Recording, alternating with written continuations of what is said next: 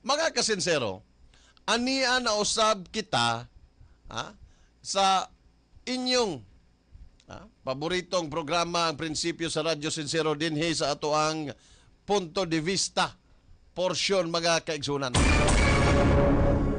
Ang programang dili mahadlok mo padayag sa kamatuoran ug muhimay-himay sa mga isyong nagatandog sa atong kinabuhi. Politika ug serbisyo publiko. Kini ang inyong higalang si Fred Castro, no? Inyong kauban sa usa ka mainit nga isyu nga nag-ukay sa kalibutan sa politika ug pamalaod. Ang flood control anomaly nga karon giingon nga naglakip og dagkong ngalan sa Kongreso. Mga kasinsero, kabag-uhay lamang nagpahayag si Presidente Ferdinand Marcos Jr. sa media nga wala pa kunoy konkretong ebidensya nga nagatumbok ang kanhing Speaker Martin Romualdez kinsa iyang igagaw kabahin sa giingong manumalya sa mga proyekto sa flood control sa nasod. Matod pa sa presidente, anaan na kuno sa 37 ka mga magbabalaod ang nalakip sa listahan na gagipasang-atan og mga kaso kriminal og administratibo tungod sa pagkalambigit sa mga anomalya.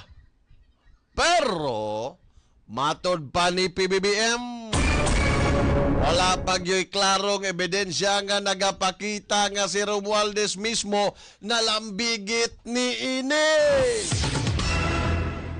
Giingon sa presidente nga kinahanglan maghulata sa resulta sa investigasyon og dili magdali-dali og husga samtang nagapadayon pa kuno ang validation sa mga dokumento og proyekto. Hay na lang, no? Karon mga kasinsero, para atong mahimay-himay og masabtan, unsa man gyud ning flood control anomaly? Kini nga isyu nisugod human masuta nga daghang proyekto sa flood control gikan sa mga dike, drainage system ug canal repair nga naay sobra kataas nga budget. Duplicated projects. Og lakip na dinhi ang ghost implementation.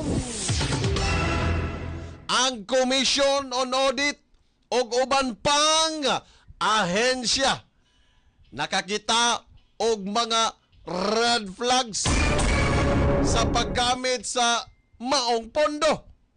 Labi na sa mga lugar nga walay klarong proyekto pero dako kaayong budget allocation. Ang mga pangalan nga nadala ni ini mao ang pipila ka mga kongresista o local officials. O karon, bisan si former Speaker Martin Romualdez giingon nga nalambigit apan hantod karon wala pa kunoy solid proof.